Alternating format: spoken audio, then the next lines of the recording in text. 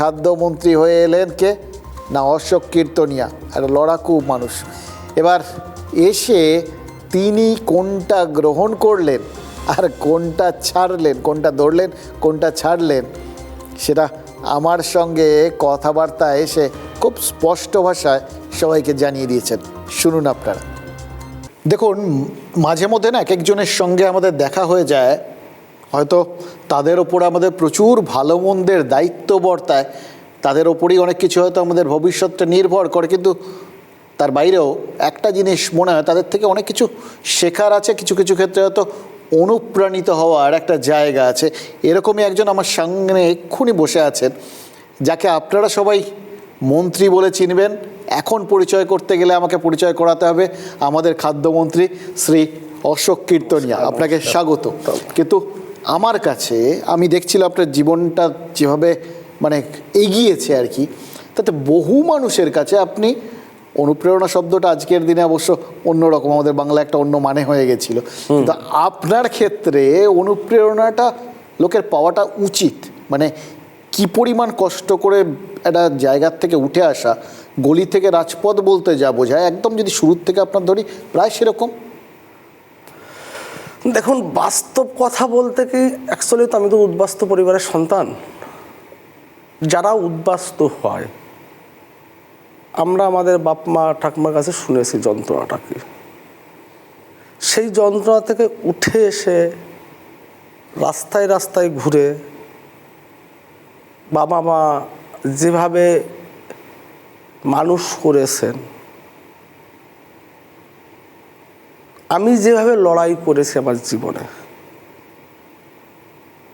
আমি ধরুন মাধ্যমিক পাশ করেছি 91-এ।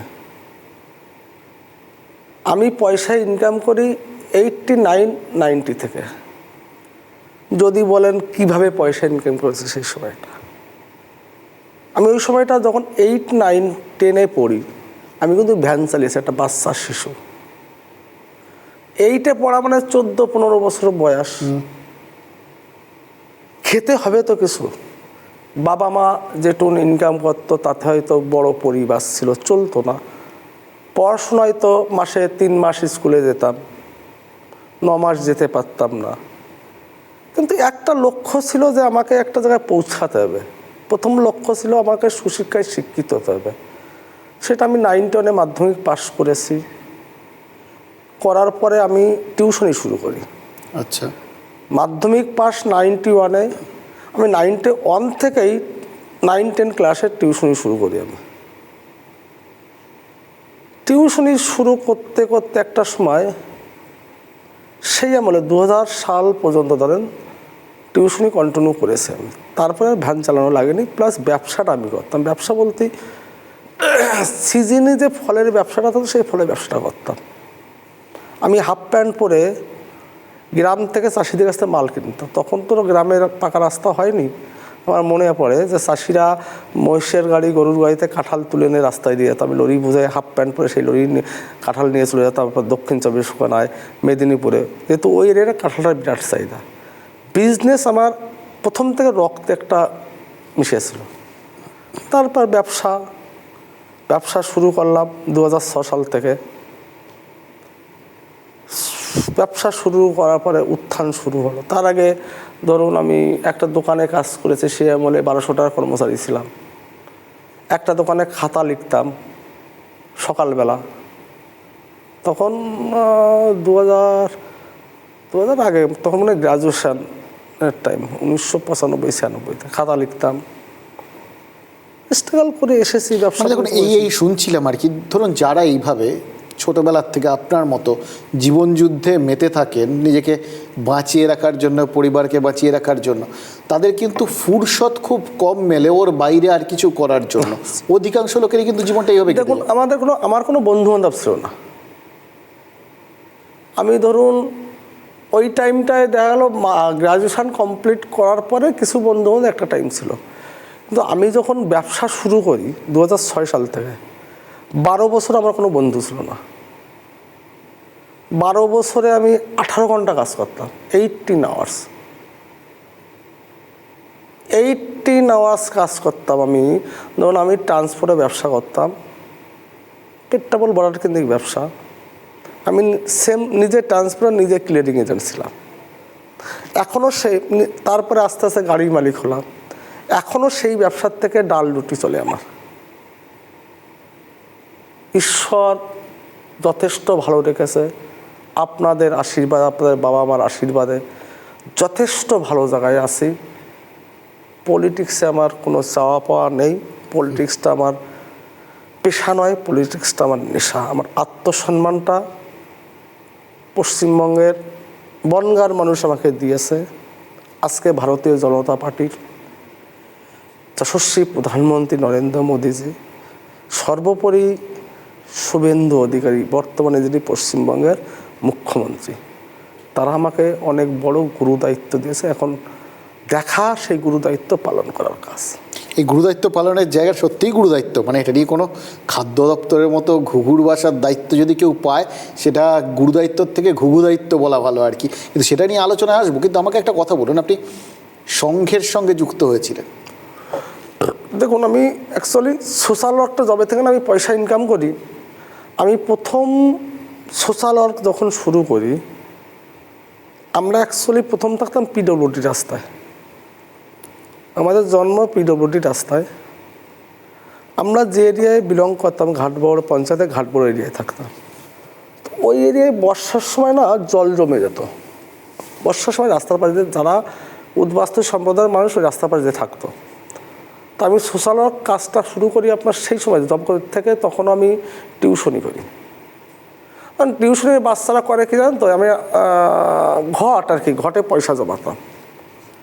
আমার একটা নেশা ছিল পয়সা জমে। যে পয়সাটাগুলো হলো না, পুজোর সময় মানুষকে দান ধ্যান করা, তখন তো বেশি পয়সা হতো না। প্রথম শুরু করি আমি 6 কুইন্টাল চাল কিনে। আচ্ছা, 6 কুইন্টাল চালকে মানুষ তখন তো এই খাবার, এই চাল ডাল বিলিবন্টন ছিল না রেশনে। মানুষের খেতে পেত না, বর্ষার আসলে মানুষ খেতে পেত না। আমি 6 কুইন্টাল চাল, তখন মনে আছে চালের দাম আপনার মনে হয় 4.5 টাকা 5 টাকা চাল তখন। তা 6 কুইন্টাল চাল কিনে আমি আমার মাকে ভ্যানে তুলে, আমি ভ্যান চালিয়ে ওই রাস্তার পাশে যে পরিবারগুলো ছিল তাদেরকে প্রথম দেওয়া শুরু করি। আচ্ছা, ওই যে সোশ্যাল ওয়ার্ক ওখানতে আমার মাথায় ঢুকলো। আমি ধরুন 3 টাকা, এখন যদি 3 টাকা ইনকাম করি, 1 টাকা সোশ্যাল ওয়ার্ক করি, 1 টাকা প্রপার্টি করি, 1 টাকা খাই। এটা আমার, আপনি যদি বললেন এটা আমার নেশা, এটা আমার নেশা, এটা আমি করবই। এটার থেকে আমি যেখানে যাকে বিয়ে করে নিয়ে এসছি, আমার মিসেস, যখন বিয়ে করে নিয়ে এসলাম তখন এত আভিজাত্য বা এত ছিল না, প্রতিপত্তি আমার ছিল না। কিন্তু কোনো দিন সে আমাকে বাধা দেয়নি, সে আমাকে অনুপ্রাণিত করেছে। বাবা নেই, মা অনুপ্রাণিত করেছে। কেউ কোনো দিন শত কষ্ট হলে এই প্রোগ্রামগুলো আমি এই সোশ্যাল ওয়ার্কের কাজটা করি। এবার সঙ্গের সাথে সম্পর্ক দেখুন, যেহেতু উদ্বাস্তু পরিবারের সন্তান, তো একটু হিন্দুত্ব মাইন্ডটা আছে। এটা ছিল রক্তে, যেহেতু রক্তটা তো যন্ত্রণার রক্ত না, পূর্বপুরুষদের ভিটামিন সব ছিঁড়ে চলে এসছে। সেই যন্ত্রণা থেকে হিন্দু যখন মঞ্চের সঙ্গে আমি অঙ্গাঙ্গিভাবে জড়িয়ে গেছিলাম। হিন্দু যখন মঞ্চটা আমি মন থেকে করতাম ওই ব্যানার। তারপরে ধরুন মতুয়া, যেহেতু মতুয়া সম্প্রদায়ে বিলং করি, মতুয়া মহাসংঘের বনগাঁ সাংগঠনিক জেলার প্রেসিডেন্ট ছিলাম। দুটো একসাথে করে সোশ্যাল ওয়ার্কের যে কাজটা, এই কাজটা করতাম। তারপর তো সঙ্গে সঙ্গে যেটা হলো, সবার সাথে পরিচয় সম্পর্ক, তারা সংঘের একটা বিরাট বড় ভূমিকা আছে আমার জীবনে। এই যে আপনি বলছিলেন না যে 3 টাকা রোজগার করলে 1 টাকা পেট চালাতে লাগে, 1 টাকা জনগণের জন্য দেন। এবার এমন একটা দফতর পেয়েছেন যেখানটায় ঢুকলে লোকে বলে যে প্রচুর, মানে টাকা ওই 3 টাকার হিসেবে না, মানে হয়তো মন টাকা এসে পড়ে আর কি। তো সেই রকম একটা দফতর আপনাকে সামলাতে দেওয়া হলো, চাপ লাগছে না? কোনো চাপ নেই, এতটুকু চাপ নেই আমার ক্ষেত্রে। আমি চ্যালেঞ্জ দিতে পছন্দ করি। আর ভারতীয় জনতা পার্টি সেটা আমার ভিতর দেখেছেন। দেখুন, পয়সা তো সঙ্গে নিয়ে জানো, পয়সা আমি ব্যবসা করে আমি কামাই করি। শুনুন, বলতে লজ্জা নেই, আমার বলি পয়সা আমি ইনকাম করি, যথেষ্ট পয়সা ইনকাম, গভর্নমেন্টের ট্যাক্সও দিয়ে পয়সা ইনকাম করি, বলতে আমার কোনো লজ্জা নেই। আমি আপনাদের মাধ্যমে পশ্চিমবঙ্গের আমজনতা, ভারতবর্ষের আমজনতা, বিশ্বের যেখানে TV9 দর্শক হয় তাদেরকে একটাই বার্তা দিয়ে যায়, এই যে দপ্তরটা আমাকে দিয়েছেন এটা আমার কাছে চ্যালেঞ্জিং। আর এটার এই যে করাপশানটা আছে না, আমি বলে দিয়ে আসছি, আপনারা মিলিয়ে নেবেন, আমি সমূলে ধ্বংস করবো। তাতে যদি আমাকে শহীদ হতে হয় আমি তৈরি আছি, তৈরি হয়ে আমি মাঠে নেমেছি। মানে এটা এরকম ভয়ও আপনি পাচ্ছেন যেরকম হতে পারে? হতে পারে। দেখুন এত বড় একটা করাপশান, এত বড়টা আমি তো মৌসাকে অটোমেটিক ঢিল মেরে দিয়েছি। তাই? মৌসাকে তো ঢিল মেরে দিয়েছি, আপনি দেখুন না, ঢিল অটোমেটিক মেরে দিয়েছি আমি। আচ্ছা, কীরকম করে মারলেন? না ঢিল কালকে পরিষ্কার যে বলেছে আটা বন্ধ। আচ্ছা, কালকে পরিষ্কার যে বলে দিয়েছি আটা বন্ধ। আজকে বলে এসেছি সকালবেলা যে চালের দাম কত। আমি এতদিন জানতাম 32 টাকা কেজি চালের দাম সরকারি রেট, আজকে জানতে হলো 41 টাকা 67 পয়সা কেজি চালের দাম সরকারি গভর্নমেন্টের রেট। টাকাটা যায় কোথায়? যে চালটা রেশনে দেওয়া যায় কত টাকা দাম? 24 টাকা 25 টাকা 27 টাকা দাম, ব্যালেন্স টাকাটা যায় কোথায়? এটা তো আমাকে দেখতেই হবে, এটা আমাকে দেখতে হবে। শুনে নিন, পশ্চিমবঙ্গের গরিব মানুষ, মেহনতি খেটে খাওয়া মানুষ, এদের সাথে যারা অন্যায় করেছে, যে প্রাতিষ্ঠানিক দুর্নীতিটা হয়েছে, আমাকে দেখতে হবে। শুনেন, এটা কাউকে ছেড়ে দেবো না। জ্যোতিপ্রিয় মল্লিক তো আপনার প্রতিবেশী বোধহয়, সেই অর্থে। জ্যোতিপ্রিয় মল্লিক ওই ব্যক্তি সমাজে যতটা কম বলা যায় ততই মঙ্গল। ওনাকে অভিশাপ নিতে হবে, এই গরিব মানুষের অভিশাপ না। আজকে যে পরিবারটা, যে গরিব মানুষটার যতটুকুন পুষ্টি পাওয়ার কথা ছিল, সে গরিব মানুষটা যে খাদ্যদ্রব্যের মাধ্যমে যে শারীরিক যে পুষ্টিটা পাওয়ার দরকার, সে পুষ্টিটা পায়নি। তো পেয়েছে? পায়নি। এর অভিশাপ ওনাকে নিতে হবে না?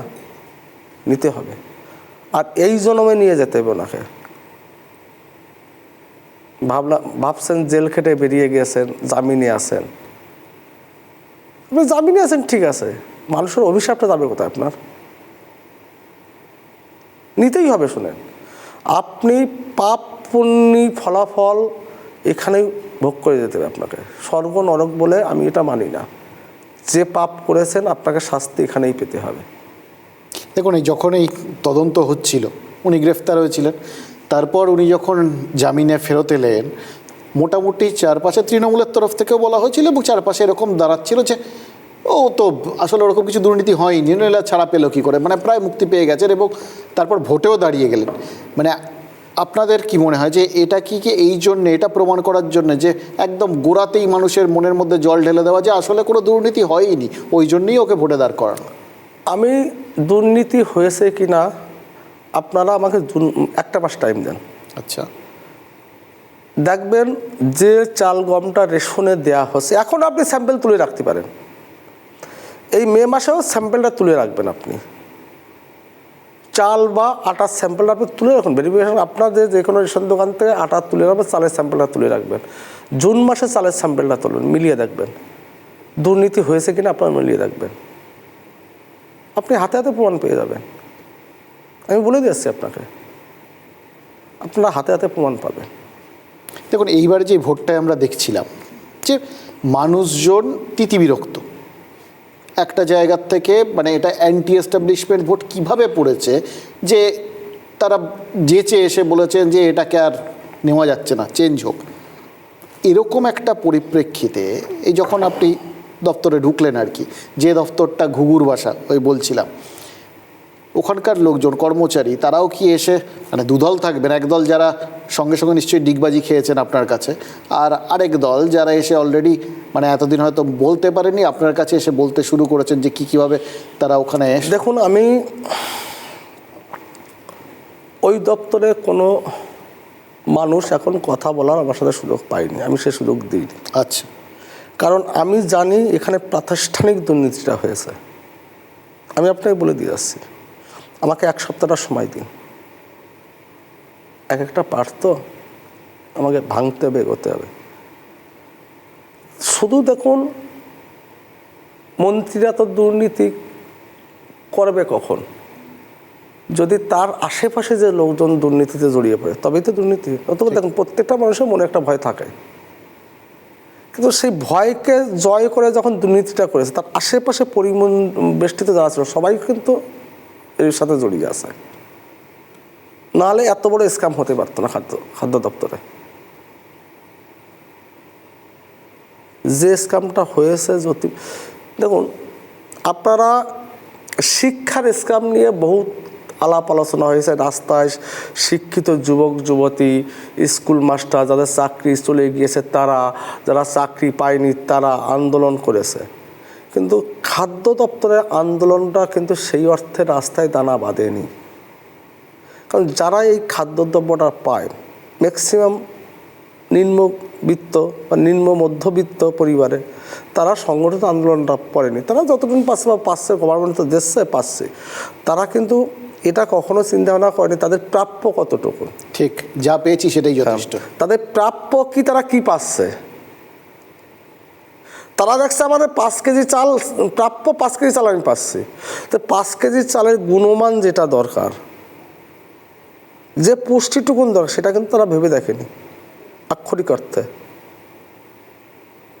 আমাকে দেখতে হবে সেই জায়গাটা, সেই পার্টটা দেখতে হবে।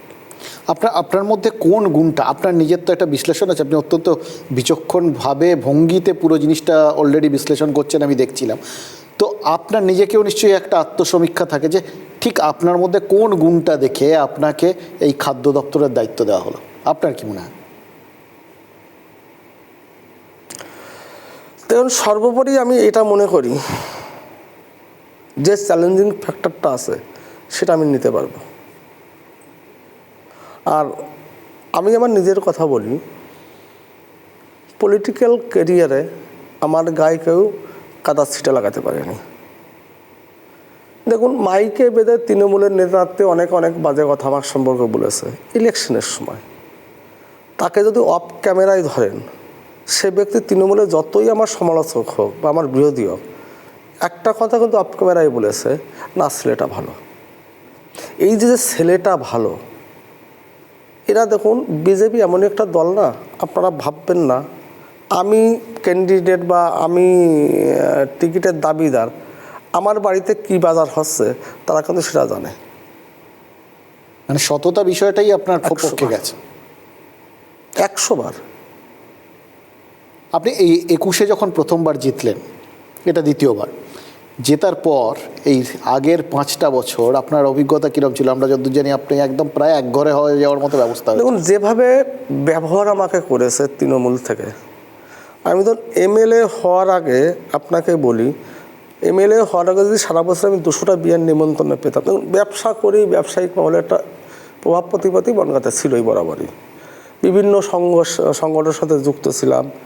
আমাদের transport association, clearing agent association, বনগাঁয় যে ব্যবসায়িক সমিতি আছে, বিভিন্ন সংগঠনের সাথে যুক্ত। নর্মালি বিয়ের নিমন্ত্রণ, কালী পুজো, এই পুজো নিমন্ত্রণ হতো। কিন্তু 21-এর পরে যদি তার আগে 21-এর নির্বাচনের ভোটে দাঁড়ানোর পর যদি 1 বছর আমি 200 বিয়ের নিমন্ত্রণ পেয়েছি, সেটা নেমে এসেছিল 25টায়। অথচ ডবল হয়ে যাওয়ার কথা বা 3 ডবল হয়ে যাওয়ার কথা, 25টায় বিধায়ক হয়ে গেছে। তাহলে কোনো সরকারি অফিসে এসডিও, বিডিও, পৌরসভা, পঞ্চায়েত কেউ কোনোদিন কোনো ডাকেনি, কোনোদিন 5 বছরে একটা কল পাইনি। এটা বোধহয় এই জন্যে যে আপনারা যখন 21-এ আপনাদের প্রাথমিকভাবে যখন ভোটের ফল ঘোষণা হলো, 77 জন এমএলএ ছিল, তারপর সেটা কমতে কমতে কোথায় গেছিলো এটার বোধহয় ঠিকঠাক হিসেবে কারোরই রাখার সম্ভব হয়নি আর কি। তো আপনার কাছে সেরকম কোনো প্রপোজাল আসেনি? বহুত প্রপোজাল এসেছে, কত টাকা লাগবে, দিদির সাথে বসে দিচ্ছে, আপনি জয়েন করেন। আমি বললাম আমি টাকা না, প্রপোজাল আমি টাকাই না, দিদিকে যদি মুখ্যমন্ত্রী পদটা আমাকে দিতে পারে আমি যাবো। বলছে এত বড় কথা? বললাম এত বড় কথা না, আমাকে পয়সা দিয়ে আপনি কিনতে পারবেন না, আমি এটুকু আপনাকে বলে দিতে পারি। অশোক কীর্তনীকে পয়সা দিয়ে কিনতে পারবে না কেউ, অন ক্যামেরায় বলে দিয়ে যাচ্ছে। আমার দরকার আত্মসম্মান। একটাই জিনিস আছে আমার জীবনে, সেটা আছে আত্মসম্মান, আর কিছু না, আর কিছু লাগবে না। আপনার কি মনে হয় যে জ্যোতিপ্রিয় মল্লিক, মানে এই সদ্য আমরা দেখলাম সুজিত বসু গ্রেফতার হলেন পুরনিয়োগ দুর্নীতিতে, অনেক দিন ধরেই তদন্ত চলছিল, জ্যোতিপ্রিয় মল্লিক একবার অলরেডি গ্রেফতার হয়ে গেছেন, আর পরবর্তী ক্ষেত্রে যিনি খাদ্য দপ্তরের মন্ত্রী ছিলেন রতিন ঘোষ, তাকেও ইডি ডেকেছে। তো এই সিরিজে আরও কিছু গ্রেফতারি কি আপনি দেখতে পাচ্ছেন? হওয়া উচিত, আমি ব্যক্তিগতভাবে মনে করি। শুধু মন্ত্রীরা হলে হবে না, আশেপাশে যারা প্রাতিষ্ঠানিক দুর্নীতির সাথে যুক্ত আছে প্রত্যেকের ব্যবস্থা হবে। মাপ নেই, আমি আপনাদের বলে দিয়ে গেলাম। পশ্চিমবঙ্গের আমজনতা গরিব মানুষের খাবারটা যারা চুরি করেছে মাপ নেই। দেখুন, মমতা বন্দ্যোপাধ্যায় যখন ক্ষমতায় প্রথমবার এসেছিলেন, আমাদের মনে আছে 11 সালে, তারপর থেকে টানা তিনি বলতেন যে ওই সিপিএম আমলে কী হয়েছে সব ফাইল আছে, যে ফাইল কোনো দিন আলোর মুখ দেখেনি এবং যার ভিত্তিতে কোনো তদন্ত অন্তত হয়েছে বলে শোনা যায়নি কোনো সিপিএম নেতা বা কেউ আগেকার নেতা আর কি মন্ত্রী কেউ কিছু হয়েছে বলে আমরা শুনিনি। এবার লোকের মনে একটা এরকম সংশয় আছে যে এখন তো ক্ষমতায় চলে এসছে, তারপর ওগুলোর কি হবে?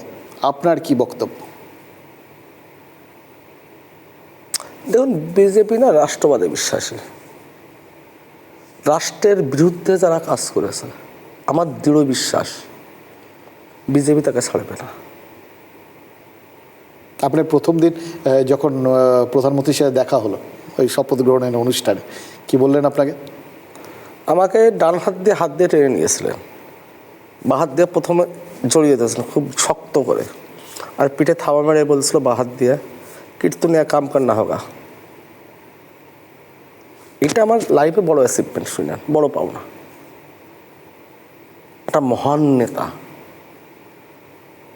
বিশ্বের সর্বশ্রেষ্ঠ নেতা বলা চলে, আমাকে বলে কাম কর না হোগা।